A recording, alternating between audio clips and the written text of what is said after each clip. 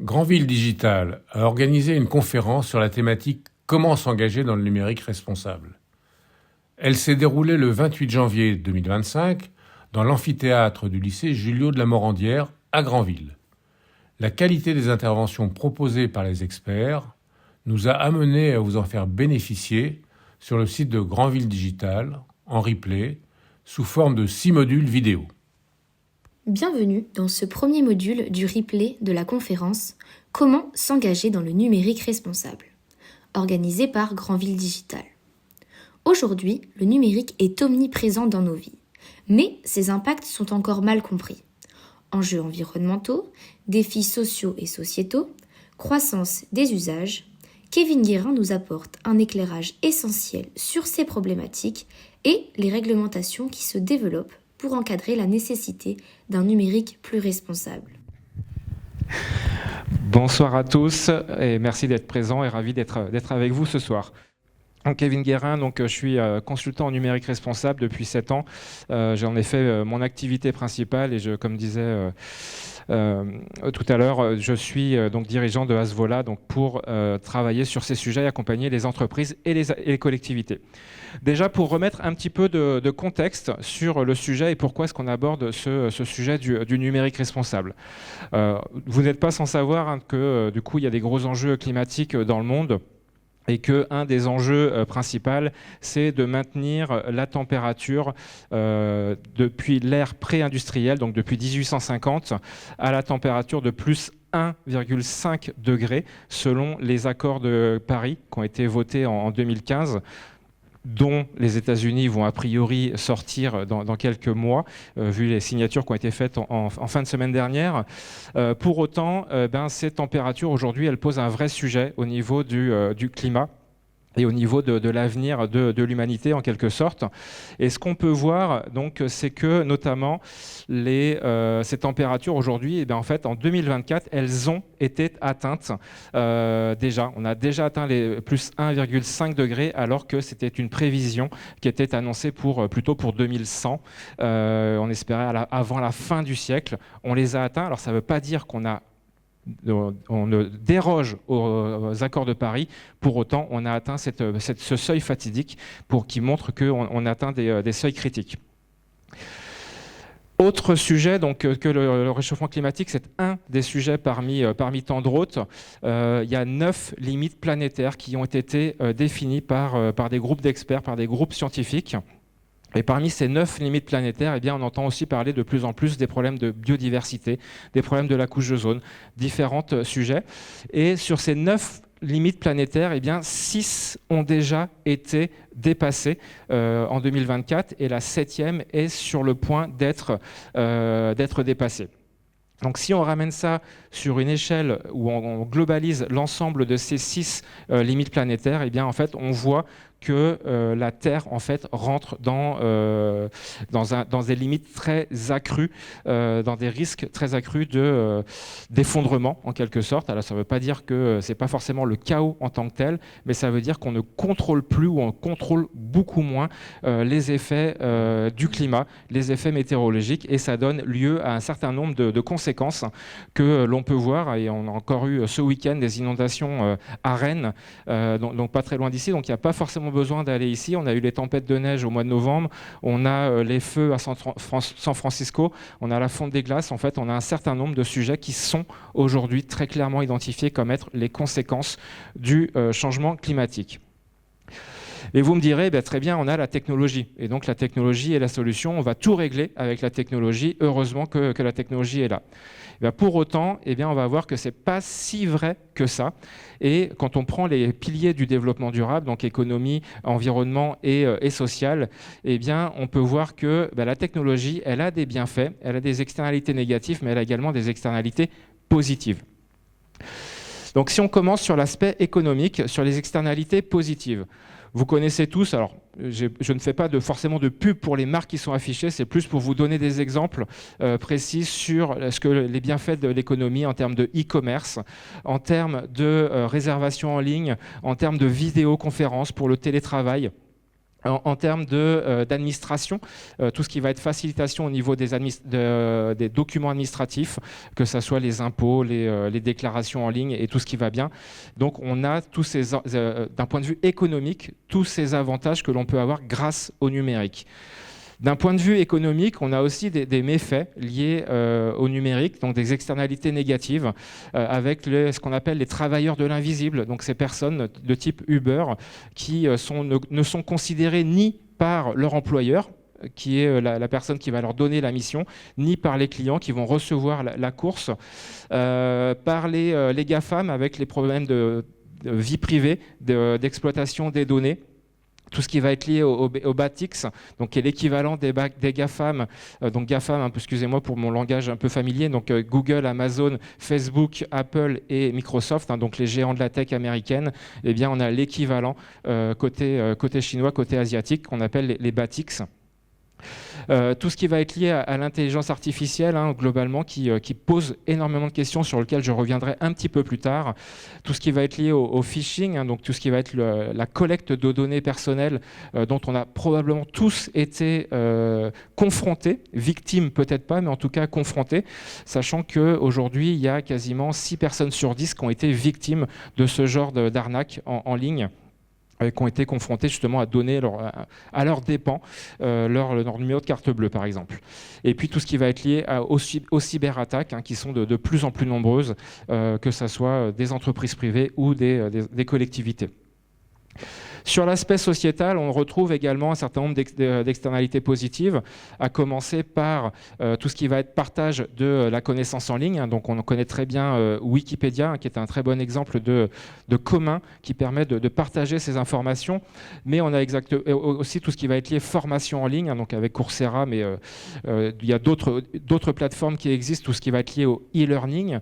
On a également des enjeux liés à tout ce qui va être des applications, alors qu'on va pouvoir rentrer dans ce qu'on appelle la tech for good, donc des applications ici par exemple By My Eye, qui est une application qui permet à des bénévoles d'aider des personnes qui sont en situation de déficience visuelle, finalement, qui par le biais du téléphone va pouvoir les guider à faire des tâches et par des bénévoles. Donc ces applications, Nextdoor qui permet de faciliter le partage, entre le voisinage, Change4Org qui permet les pétitions, enfin il existe un certain nombre d'applications qui peuvent répondre à des enjeux sociaux et sociétaux. Sur les aspects négatifs, on a tous les enjeux qui vont être liés à la fracture numérique dans le monde, puisqu'aujourd'hui, il n'y a seulement que 50% de la population mondiale qui est connectée à Internet. Fracture numérique également en France, puisqu'il y a encore 8% de la population en France qui, géographiquement, n'a pas accès à Internet, parce qu'ils sont dans des zones reculées, en montagne ou autres. Mais la fracture numérique, on la trouve également sur des problématiques d'électronisme, des gens qui ne savent pas se servir du numérique, donc électronisme qui vient de illettrisme appliqué au numérique, donc qui ne savent pas de se servir de ces éléments.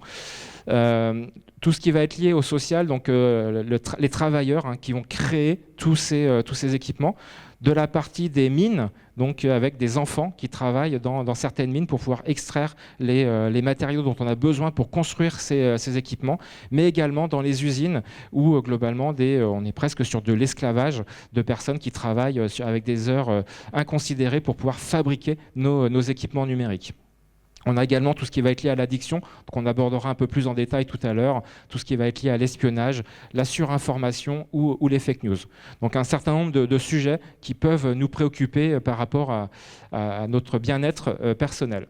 Sur l'aspect environnemental, eh bien, on a aussi des applications qu'on peut rentrer dans la catégorie Tech for Good, comme Yuka qui permet de voir un peu la qualité des aliments que l'on mange ou qu'on l'on achète, des applications comme Good for Go qui luttent contre le gaspillage alimentaire, Enedis avec tout ce qui va être lié, c'est des Enedis avec Linky pour le partage de l'information, le partage de l'électricité, meilleure répartition de l'électricité, ou d'autres applications comme Cities qui permettent de faciliter le covoiturage ou l'autopartage.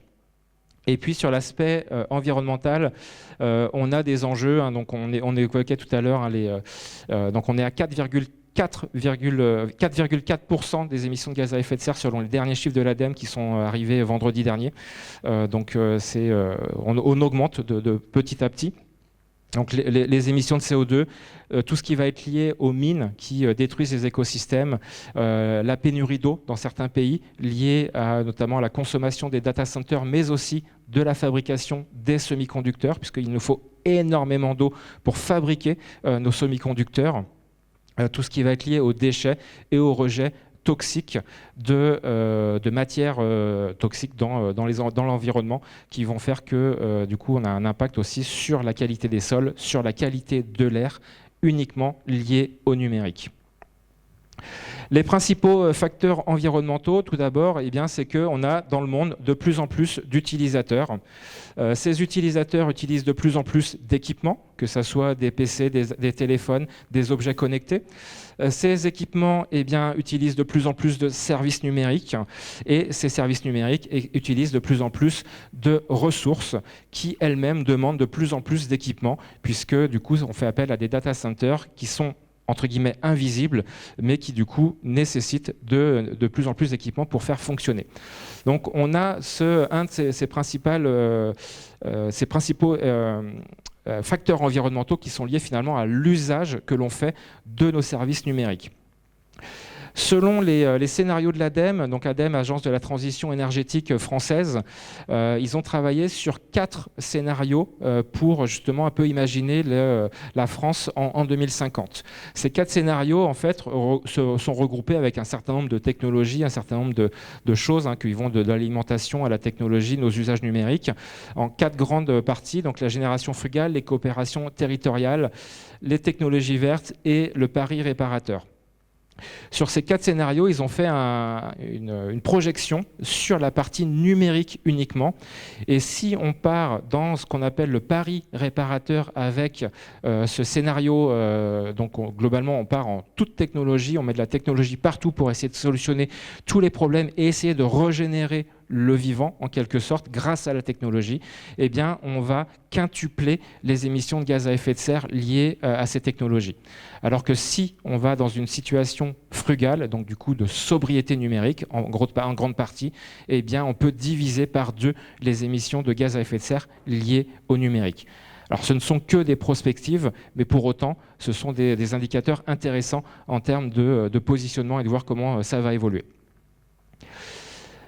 Là, ici, juste quelques chiffres pour voir donc c'est toujours la même étude, mais pour montrer d'un côté exponentiel de cette évolution, et puis la différence entre 2020, 2030, 2050, où on peut très bien voir assez rapidement selon les graphiques qu'en 2050, eh bien, on va avoir besoin de beaucoup plus de ressources de matières premières, notamment pour pouvoir consommer, pour pouvoir produire et consommer ce numérique.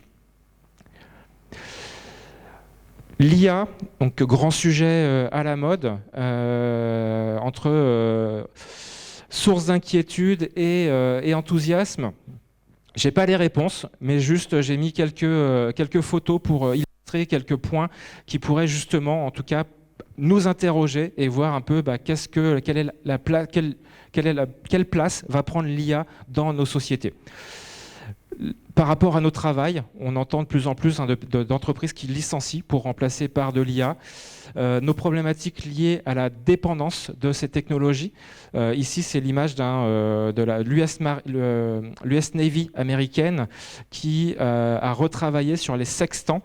Donc sextants dans la marine pour pouvoir naviguer à partir des étoiles. Et bien en fait, ils ont sont réappropriés cette technologie pour pouvoir ne plus être dépendants, notamment des GPS qui peuvent être détruits en cas de guerre, alors que le sextant lui est autonome et qu'il y a une chose qui est sûre, c'est que le satellite qui va envoyer le GPS, lui peut être détruit, les étoiles a priori beaucoup moins. Donc du coup, ils sont en train de s'affranchir de certaines dépendances technologiques. On a tout ce qui va être lié aux fake news, et là, avec les dernières IA qui sont arrivées, c'est encore de pire en pire. Je ne sais pas si vous avez eu l'occasion de voir certaines vidéos qui avaient été produites avec les dernières IA. Enfin, du coup, on ne fait quasiment plus la différence entre une vidéo, du vrai, du faux. Ça devient très compliqué. Tout ce qui va être lié à la créativité, on pose beaucoup de questions entre l'intelligence artificielle et l'intelligence créative, artistique. Tout ce qui va être lié à la surveillance de masse, ça pose des questions. Encore une fois, il n'y a pas forcément de réponse, mais en tout cas, on voit de plus en plus de caméras avec potentiellement donc l'identification faciale, tout ce qui va être lié au crédit social, notamment en Chine, où globalement, vous êtes autorisé de faire telle ou telle chose en fonction du nombre de points que vous avez en tant que citoyen. Toutes ces intelligences artificielles, ce sont des boîtes noires. Globalement, on sait ce qui rentre, on sait ce qui sort, mais on ne sait pas trop ce qui se passe à l'intérieur. Donc, ça pose énormément de questions en termes d'éthique, justement, sur le traitement des données, sur la manière dont fonctionnent ces intelligences. Et puis, un petit clin d'œil à un jeu vidéo qui s'appelle Paperclip, qui justement illustre ces intelligences artificielles et qui montre à quel point en fait l'intelligence artificielle, si elle est bien entraînée, en fait elle doit répondre à une tâche. Ici dans ce jeu vidéo, elle doit répondre à une tâche de fabriquer des trombones. Et en fait, elle n'a qu'une seule obsession, fabriquer des trombones. Et en fait, quel que soit ce qu'il en coûte autour, elle va fabriquer des trombones. Et donc, c'est intéressant en tout cas à étudier la démarche, et je vous invite à aller regarder une vidéo qui s'appelle « La fabrique à trombones » si vous voulez comprendre un petit peu mieux sur ce sujet.